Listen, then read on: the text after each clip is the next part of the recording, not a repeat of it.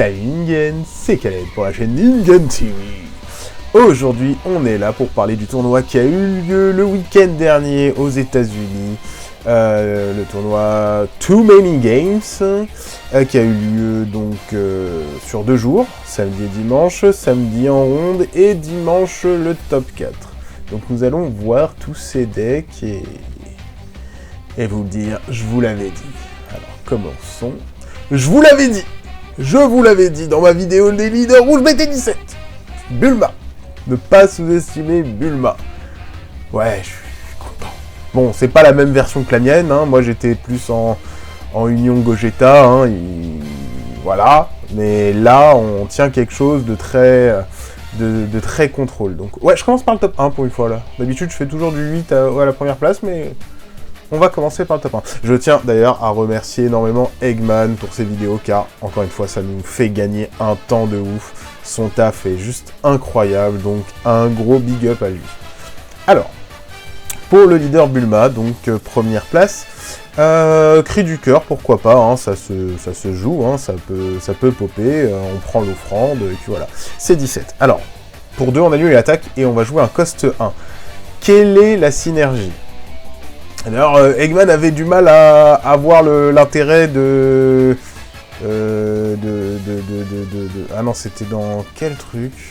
Parce que là, c'est pas la même compo. Ouais, c'était... je sais plus quel compo. Bon, enfin bref. Ah oui, pour le GT. Non, rien à voir. Bon, bref, c'est 17 pour 2. On va annuler l'attaque. Et on va jouer un cost 1 de la drop. Donc, ce qui va nous permettre de jouer par exemple Baba. Baba qui dit que lorsqu'elle est jouée, on peut choisir un Bandage, Spike ou Sangohan. Sangohan, c'est le grand-père de Goku, hein, évidemment. Depuis la drop. Enfin, du deck ou depuis la drop. Et... Non, lorsqu'elle est jouée, on choisit jusqu'à un Bandage, Spike ou Sangohan du deck et on le place en drop. On mélange notre deck et ensuite on peut jouer jusqu'à un Bandage depuis notre drop. Et du coup, Bandage, la momie, lorsqu'elle est jouée, elle a bloqueur. Bon, avec Bulma, elle le gagnait, mais là, en gros, pour 1, on va avoir 2 bloqueurs. Avec la perte de Secret Identity, c'est vraiment pas mal. Et donc, c'est 17, ce qui se passe, c'est qu'il va negate, et il va nous faire pop, potentiellement Baba, qui va faire pop Bandage. Donc, c'est plutôt stylé. Baby, Juvenile Parasite, qui nous fait, du coup, jouer Bulma. En fait, on se dit, on a là l'un des meilleurs unissons du jeu, je pense. Pas le meilleur, mais l'un des meilleurs, et peut-être, bon... Ça fait match avec moi pour Jiren, enfin, en rouge, je veux dire, mais Jiren est quand même très fort dans U7. Mais en dehors de ça, non, enfin, Baby est incroyable. Donc, Baby, unisson qui... voilà, quoi, pour 3, on le joue... quand toutes nos énergies sont en inertie, le leader va gagner plus 1000, si notre leader est rouge. Permanent, lorsqu'un marqueur doit être retiré de cette carte, on va pouvoir retirer une carte qui est en dessous à la place. Plus 1, on pioche une carte, on choisit jusqu'à une carte de combat adverse, on la met sous l'unisson, et l'unisson gagne 10 000. Donc voilà, incroyable. Ça crève pas, ça gère le board chaque tour, ça pioche... donc Bandage, on en a parlé. Bulma. Donc Bulma, elle dit que lorsque elle a unique bloqueur, et lorsque un de vos terriens quitte votre zone de combat via une capacité, capacité adverse normalement, voilà c'est ça, on peut la jouer de notre main, et quand on fait ça, on prend un terrien only, uniquement du coup, de la drop, de coup 4 ou moins, et on va la jouer. Donc, ce qui va nous permettre, tout comme le C17, hein, de repartir sur des boucles, tac, voilà. Double frappe, King Piccolo Roller, Mai, pour 1 on pioche et du coup on a un bloqueur barrière, et qui est très efficace contre bleu, donc on dit pas non. Raditz Super Combo, hein, on a une carte en dessous, on pioche 2. Goten, on fait un tuto 5 pour tenter d'aller chercher l'unisson, on prend. Unisson, enfin pas unisson GT, Staple rouge GT du coup, qui va se mettre sous l'unisson, qui va lui rajouter un marqueur, et pour 3, à partir du T4, on va pouvoir la jouer dans dessous de l'unisson, donc on va avoir une déflexion 30 000 à ce moment-là, et ensuite on a un Spirit Boost 3, qui va mettre moins 30 000 au board adverse, enfin aux cartes de combat en tout cas, et gagner tri offensif. Donc c'est un très puissant finisher, 0,5000 de combo, parfait. Goku pour 1 en pioche et à partir du T3, lien 3, enfin c'est si votre adversaire a 3 énergies, elle gagne 21 000, donc on est sur une 25 000, c'est génial. Goku Kaioken, déflexion, pour 3 on met moins 20 000 au board, vous connaissez, pour 2 on met moins 25 000 en liant barrière à une carte. SCR Vegeta, qui fait des games, Testing the Opposition, Topo, Vegeta Counterplay, vous connaissez, Videl, alors là c'est incroyable Videl, parce que du coup avec l'unisson Baby, elle est active très souvent, et Videl, en plus de mettre moins 20 000 à 2 cartes, va être une bloqueur grâce à l'effet du leader. Videl, voilà, la carte maîtresse, la carte clé du deck, Videl Miraculous Aid. Donc cette carte, elle nous dit que pour 1, lorsqu'elle est jouée, on prend un terrien ou un Saiyan rouge ou jaune, peu importe son coût, de la drop, on le met sous le deck, effet, on récupère un Saiyan ou un terrien rouge ou jaune de coût 3 ou moins. Oui, on récupère super combo, On peut récupérer Videl en soi aussi, on peut récupérer Videl, mais voilà, on récupère super combo et on cycle et on joue avec tout le deck. Donc, et ce qui se passe, c'est que du coup, on va potentiellement jouer, alors là dans cette version, avec 8, 9, 10, avec 10 super combos. Parce que on va avoir nos 4 super combos Raditz, on va avoir nos Videl chacune qui va permettre de récupérer un super combo, donc ça nous fait 8 utilisations de super combo, et on va avoir Android 17, qui pour 2 on annule l'attaque, on va rejouer une Videl, Videl a ses effets, on récupère super combo, donc 2C17, ça fait 10. Videl qui va être en plus un bloqueur. Donc, value incroyable de la carte. Merci la perte d'identité. Et rayon violent pour contrer ce qui est pas beau et méchant. Pour le side, du Jiren face à bleu, du Dabra face à la discard, Bardock si on a envie de monter en compteur, Broly face à bleu-jaune, ça peut fonctionner. King Piccolo, c'est une très bonne tech card quand c'est trop défensif. Kaioken, un petit plus, un Végéto qui va avec le Bardock du coup pour moi, parce que Végéto va monter très haut en compteur, et du coup on va pouvoir spammer son -2 chaque tour, qui évite l'adversaire de jouer des cartes de combat avec des capacités. Et un dernier, Violent Ray, car on n'aime pas ce qui est pas beau et méchant. À la deuxième place, nous avons un Trunk Geta, des frères Hills, donc Pan SCR, champ pas double frappe, et ah oui, alors là on est sur le petit Spicy, on est sur du bleu-jaune, alors bête et méchant, on va mettre 4 Bojack bleu-jaune, on va mettre 4 Senzu, et voilà, on a un deck bleu-jaune, mais il l'a monté en top, il y a été, donc voilà, c'est bien joué, Poutine, Bardock, tout team de Trunk Geta, 4 Vegeta, 2 Vegeta Final Flash, 3 Thales, voilà, 4 Trunks, Bergamo, contre, Rosé, ça on le voit pas souvent dans les compos, mais pourquoi pas, permet de gérer des cartes et de coucher une énergie adverse à un certain moment. Avec Senzu on peut se permettre, les Vegeta 1, 4 Krillin super combo, rien d'autre, pas d'autres super combo, 4 Mecha Frieza, 2 Steadfast, 2 Basile, 2 Reinforcement, 3 Realm of the God Black Kamehameha, un homme prudent, un POSS, et 2 Unisson Gohan. Unisson Gohan qui a quasiment été dans toutes les games de tous les decks Trunks Vegeta que j'ai vu du tournoi. À chaque fois, il était là. Trunks Unisson, c'est fort quand même, Trunks Unisson. 4 Senzu, parce que Senzu, ça va faire un Trunks 25 000 répliques, parce que Senzu, ça va nous faire un Gohan potentiellement 30 000 tri offensifs. Un Senzu, parce que Senzu, ça va faire bien des choses. Donc voilà, c'était les petits exemples de Senzu. Senzu Basile, Mecha Freezer, Remember Me, on s'en rappelle, c'était incroyable. Donc voilà, et un petit Absolute Annihilation. Pourquoi pas, c'est une 0,5000, ça mange pas de pain, des flexions, barrière unique. Quand elle est en jeu permanent, l'adversaire, c'est-à-dire si votre leader est jaune, doit payer une énergie supplémentaire pour activer un extra. Donc c'est simple, s'il est full tap, il ne peut plus faire contre B, il ne peut plus faire de dormant potentiel si c'est vert. Et surtout, s'il lui restait une énergie pour faire un rayon violent, il ne peut pas l'activer. Donc cette carte est vraiment pas mauvaise pour finish. Donc voilà, ça me surprend pas de l'avoir. Très bonne carte.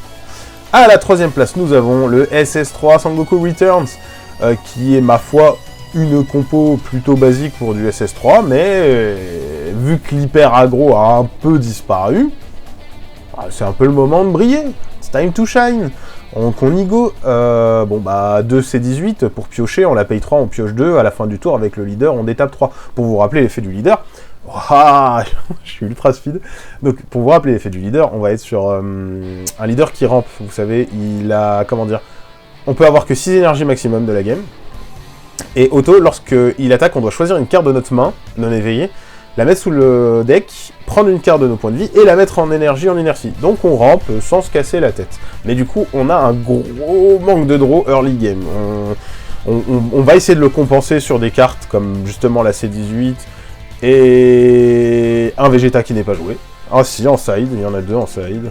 Ouais. Mais voilà, du coup, voilà l'idée.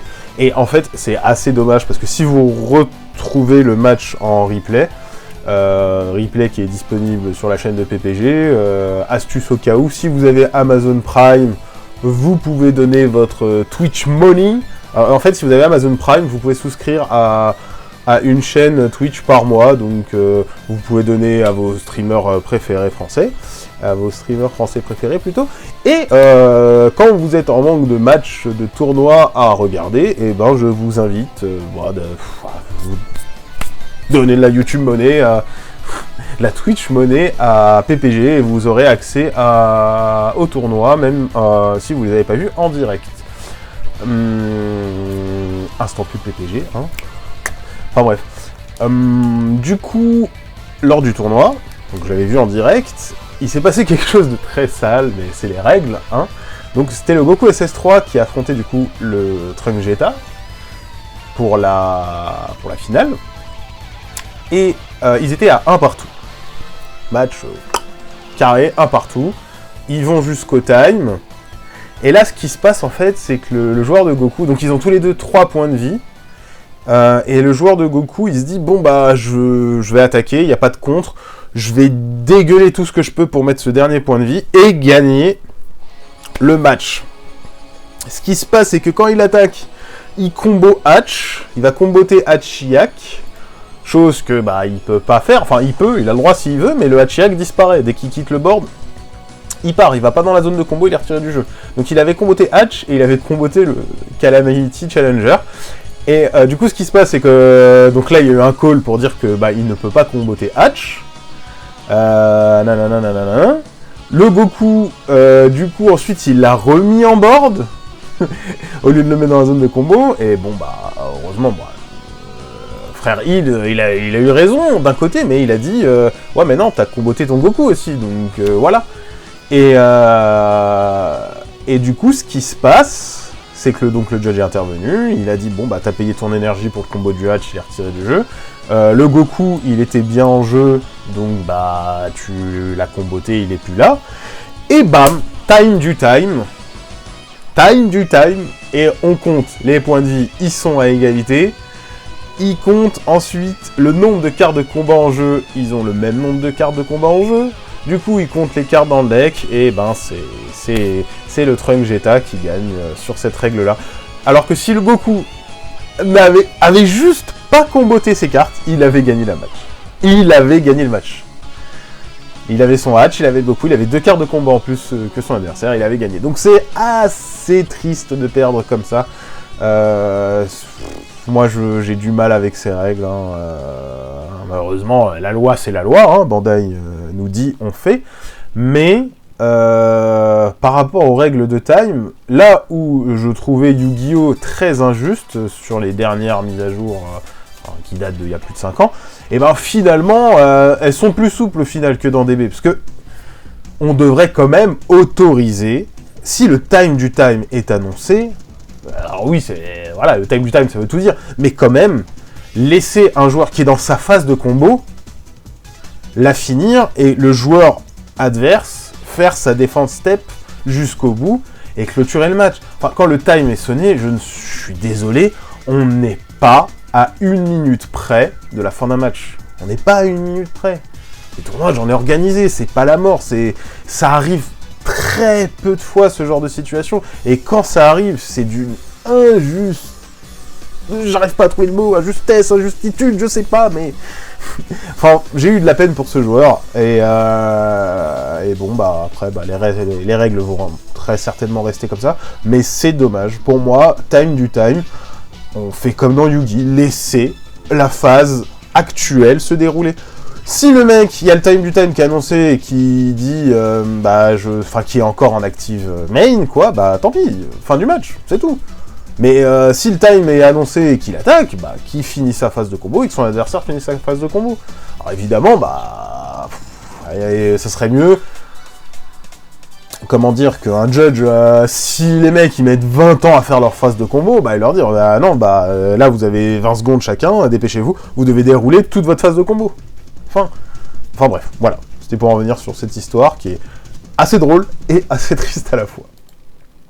Donc nous avons à la 4ème place encore un Trunk Jetta. Trunk Jetta qui a été en mode full unisson Gohan. Non, 3-2 de Trunks. Ah ouais, non. Champa double frappe. Mira en espace-temps. Poutine, Bergamo, 2 Forbidden Power, 4 Freezer Army, 3 Krillin super combo, 4 Mecha Freezer. Et le 4ème super combo, la SCR Piccolo Gohan Newfound Might. À ne pas sous-estimer. Donc cette SCR est un super combo. Son coût, c'est une 5 30 000.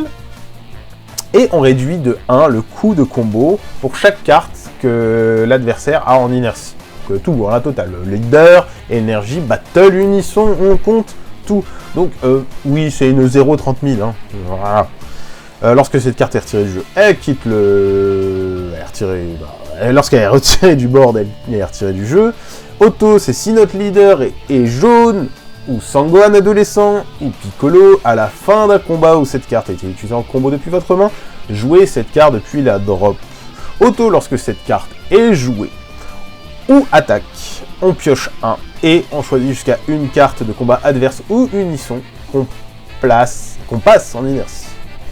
Donc, si il n'y a pas de souci à l'arrivée, on a pioché 2. Parce qu'en gros, elle est jouée, on pioche, on push une carte. Elle attaque, on pioche, on push une carte. Donc, on retire un super combo du deck, mais on a quand même une SCR. On a un super combo qui dit j'apparais, et si tout se passe bien, on pioche 2. Donc, c'est pas si grave. Différentiel de 30 000, que ça soit en attaque ou en défense, c'est incroyable. Donc voilà, très très bonne SCR à tester. Après voilà, elle souffre, je pense, du fait que à côté, bah, on a des SCR comme Pan, qui font office de stop turn, qui est gratuit, qui volent des cartes de combat, enfin voilà. On a en jaune Xenocell, qui pop très vite dans Trunk Jetta, qui pareil a une synergie incroyable avec le contre-couleur. Contre-couleur. Donc ouais, très bon SCR. Joueur de jaune, je vous conseille de la prendre, si jamais. Ce qui peut arriver. Bon, 2 Black Kamehameha, un rosé lui aussi, c'est du... Tiens, c'est la fête en ce moment les rosés. Dragon Fist, parce qu'on joue une version unisson, 2 Steadfast, 2 unissons Trunks et 3 unissons Gohan, mais que cette carte est magnifique et que cette carte est forte. Trunks, Vegeta, 2 Final Flash, 2 couleurs de ses morts, 1 POSS et 3 Thales All Too Easy. Donc voilà, au niveau du side, ouais, Dabra, 4 Dabra, on a peur du end control, un fou Dark Vanisher, c'est pourquoi pas, un autre Mira, ça c'est quand on cherche l'agressivité pure, un Death Blaster, c'est un CBL qui nous coûte 2 et puis qui va demander d'avoir des extra en drop, donc je sais pas, moyen... Divine Transformation, qui est, ma foi, très très fort, surtout contre bleu. Mechikabura en unisson, pourquoi pas. Un 3ème Black Kamehameha, parce que c'est fort, hein, quand même. Attends, un 3ème? Oui, un 3ème. Un Release from Evil 2. Alors dans cette méta, elle est incroyable cette carte. Vous jouez jaune, vous avez des unissons, jouez-la. Franchement, Enfin, en side au minimum, jouez là. Et du Final Flash, j'ai du mal à voir le chiffre, mais bon, je pense que c'est une. 5, 6, 7, 8, 9, 10, 11, 12, 13, 14, 15, voilà. Gamma, en 5ème place. Vous avez vu la réflexion, on était en train de compter. Gamma en 5ème place. Il y avait la pléthore de Gamma, que ça soit dans ce tournoi ou dans l'autre truc qualificatif, parce qu'il y avait 2 tournois. Donc Gamma, bon, les listes, elles se ressemblent vraiment à 95%. Hein. Mais là pour le coup, il y a eu des choix de super combos et d'unisson qui sont intéressants.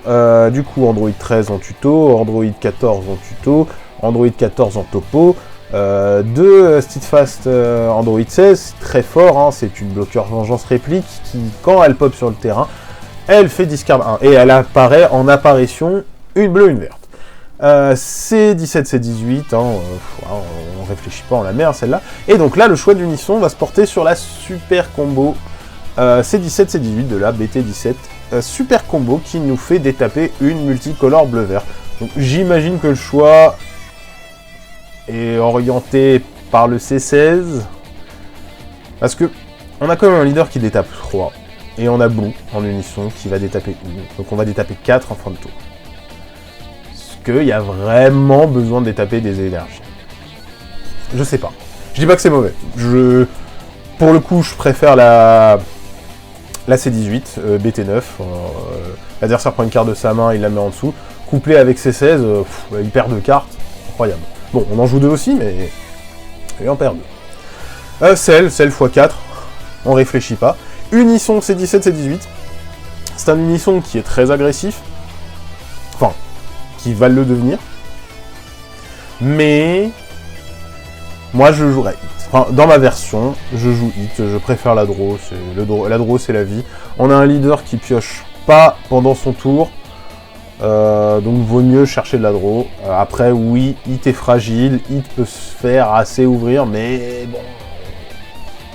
C'est un nos risques et périls. Si on le joue T2 et qu'on s'éveille pas, bah voilà, on a pris le risque. Et si on joue T3, on paye 2, on fait des trucs, et ensuite, bah voilà, il nous reste 3 énergies open pour le défendre, ou au moins défendre un petit marqueur. C'est faisable. Enfin bref. Du coup, C17, hein, incroyable, barrière. C17 Turning the Tide, très très bonne carte, mais bon, dès que le gars side, dès qu'il voit notre leader et qu'il commence à sider 3-4 cartes, soit il y a du mind game, soit il y a du Jiren, mais... 4C18 parce qu'on n'a pas spécialement accès à d'autres counterplay pendant le tour adverse. Enfin, je veux dire, on n'a pas accès à Trunks en tout cas.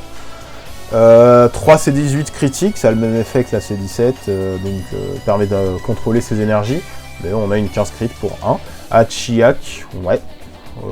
Les dernières versions, les gens jouaient les bouts Kibito. Mais Hatch, ça fonctionne bien. Bukibito, en fait, l'avantage par contre, c'est que dans une méta unisson, on va pouvoir voler l'unisson adverse pour lui casser les bonbons. Et en plus de ça, on a quand même une 40 000 double frappe. Bon, on a joué pour 2, mais toutes les cartes de combat adverse ne peuvent pas attaquer. Et cet effet est incontrable. C'est pas comme Baby Hatch qui, actuellement, contre jaune, il se fait contre-couleur direct. Lui, on peut rien lui faire au Baby. Donc, pensez-y. Child, Army, Dirty Burst, Explosion, SAO. Notamment, bah, je pense, le miroir c'est très bien, contre U7 c'est très bien, contre Ngeta c'est très bien, enfin, c'est une carte que bleu peut se permettre de main deck en ce moment. Unisson Baby, Boo, excusez-moi, Unisson Boo, bah, ouais, bah, leader d'étape 3, Boo, on pioche un en d'étape 1 en fin de tour, 20 000 double frappe, bloqueur, voilà quoi, on joue. Larim of the God, défensivement c'est cool, et offensivement c'est cool. Et du Senzu. Pour le side, Absolute Confidence, pourquoi pas. Android en counterplay, le 15, C17, on rajoute un Turning the Tide, 2 C18 pour la draw, un Baby en side, un Dirty Burst en side, un autre Senzu en side, 2 Trunks. En fait, Trunks, il peut être joué pendant notre tour, donc si on sent que l'adversaire va faire beaucoup de Floodgate, donc les topos, etc., pourquoi pas, on peut le jouer pendant notre tour, hein, c'est pas dégueu. Et 4 Ape, parce que parce qu'on a envie de piocher. Apparemment, en side, on a envie de piocher en side. À nouveau, un gamma qui, ma foi, à peu près la même liste, sauf sur le choix de l'unisson. Et qui va jouer le C15 en counterplay. Le reste super combo, là on est sur du pioche, 4 points de vie au moins, on pioche un si notre leader est bleu. Et on va avoir une Kayle. Une Kayle qui fait la diff. Car Kayle a déflect, double frappe. Si on la joue pour 5 et que l'adversaire a trop de board, voilà, on le fait. Hein. Par contre, si on attend jusqu'au T7 pour la jouer on la joue quand même pour 5, quoi. On va gérer tout le board adverse en ignorant barrière, et elle va gagner barrière, réplique, double frappe. Enfin voilà, quoi. C'est pas mal. Donc, si on sent que l'adversaire, sur notre T7, part sur Jiren counterplay, on peut jouer Kayle à la place en vrai. Donc voilà, le side des Kami, c'est fort Kami, un Mechikabura, un Dende. Un Dende c'est intéressant pour justement, pour Gamma, ça va lui casser une énergie. Donc est-ce que ça lui casse les... Je sais pas, mais ouais. Ouais, oui, on peut le jouer. Dans Gamma, ça se joue. De Ape, de Absolute Confidence, un All Too Easy, c'est trop facile, un Dirty Burst, de God Slicing Black Kamehameha. Moi, je suis très surpris que cette carte ne soit pas autant jouée, parce que parmi tous les counterplays de BT10, enfin, de ce type-là, voilà quoi, on défausse 2, pour la jouer gratuitement si on a un unisson, on peut défausser 2, une carte de 4 ou moins adverse, on la remet sous le deck, donc c'est pas rien, et on pioche un derrière, donc en soi, pour jouer la carte, on a fait du moins 2, parce que on se défausse cette carte-là, on va s'en défausser 2 autres, mais on va en repiocher une derrière. Mais on a géré une 4 ou moins, donc c'est pas dégueu. Ou alors après, si on a 2 énergies ouvertes, on la joue pour 2, on gère une carte et on pioche, hein, c'est très bien aussi. Et encore un virus, parce qu'il le vaut bien. À la 7ème place, Goku U7. Goku U7 qui est sur une compo, ma foi, un tout petit peu exotique, hein, car on va retrouver le Vegeta et Exploiting Weakness, qui va mettre moins 20 000 au board en counterplay, ou alors pendant le tour on peut le faire, hein. Et du coup c'est pas mal, on va donner 5 000 au leader si on l'a fait pendant le tour adverse. Pourquoi pas, c'est toujours... voilà, ça peut faire du taf. L'unisson baby, hein, évidemment, des Videl qui va avec, et puis voilà, 2 after images au lieu de 4, c'est marrant. Why not? Et puis voilà, tout le team, hein, c'est du U7, hein. Et à la dernière place, nous avons le Cell Return of the Ultimate Form, donc l'expert d'Excel. Alors, vous savez, hein, vous prenez 2 fois le deck, vous faites ça, voilà. Vous prenez 2 fois ça, vous faites ça, et vous avez le deck. J'exagère un petit peu. C'est clairement, on commence le jeu, on recommande à quelqu'un de se lancer dans le jeu, il aime bien un minimum Cell, on lui dit de partir là-dessus, parce que le deck est agréable à jouer, le deck est pas très compliqué à jouer, et le deck ne se fait pas rouler dessus, donc c'est clairement un très très bon deck, jusqu'à la méta Zenkai, qui va nous apporter 4 nouveaux decks, donc à voir, mais là on est sur de l'expert deck, hein, quand même, hein. Enfin ultimate deck. Donc, comme je vous ai dit, la compo, vous prenez, vous mélangez, et vous ajoutez 4 dormants, 2 bouts, et voilà, et un Goku jaune de l'ancien d'Excel, qui était, lui, un expert deck. En gros, ce Goku, donc on va parler spécifiquement de lui, nous dit que l'auto OZEF, par contre, activation principale, si votre adversaire a 4 énergies ou plus, et que vous avez un Cell en jeu de coup 4 ou plus, ce qui est le cas en 2 secondes, jouez cette carte depuis votre main. Si vous le faites, choisissez jusqu'à une carte adverse et placez-la en inertie. Et vous ne pouvez plus jouer de Sangoku, Vaillant Breakthrough, for the duration of the turn, pour la durée du tour. Du coup, ce qui se passe, bah voilà, on va pouvoir coucher une énergie. Free, c'est gratuit, on le joue et hop, on a couché une énergie, on a une 15 000. Let's go Xenocell. Donc la strat de ce deck, hein, c'est d'aller jusqu'au T5. Et si le board est plutôt bien setup, pour 5, on va jouer ça. Ce qui va dire que, bah, on va jouer ça directement. Lui, il nous dit que quand il est joué, que notre leader est un android, votre adversaire doit garder uniquement 3 cartes dans sa main, tout le reste part en drop. C'est plutôt chiantos. Et ensuite, une fois que lui il est joué, on follow up avec la Xenocell. Parce que Xenocell va faire discard 3 cartes à l'adversaire et on est sur de la quadruple réplique à partir du T5. Donc voilà, hein, 8, 9, 10, 11, 12, voilà, hein, on fait un petit sel. Voilà, on le joue par l'extra. Pour peu qu'on a déjà en jeu un Frieza, on part sur Xenocell direct. Ou alors, on a une autre strat qui nous dit que si l'adversaire n'a pas de carte de combat en jeu et que nous on a un unisson, lui on peut le jouer pour 1. On joue ça gratos aussi. Ça nous fait 7, 8, 9, 10. 1, 8, 9, 10, 11, excusez-moi. Et 12, c'est mieux ce que vous pensez. Et Xenocell. Voilà la strat. L'une des forces de ce deck, c'est le Unning Torrent. C'est une... Ouais, c'est une 20 000 bloqueur pseudo-réplique, hein, activation combat. Si votre leader est Cell et que vous avez une carte, et que vous placez une carte en dessous de cette carte en drop, vous la détapez en mode action. Après, voilà, elle a 20 000 de puissance, elle est très sensible au rouge, elle n'a pas de barrière. Donc, voilà, c'est très compliqué face au match-up rouge. Unisson végétaux qui est vendu dans le deck expert, qui va nous faire piocher à chaque union absorption. Donc voilà, c'est tout pour aujourd'hui, ce qui est pas mal non plus. Et puis on se dit à très bientôt pour des prochaines reviews de tournois. Ciao.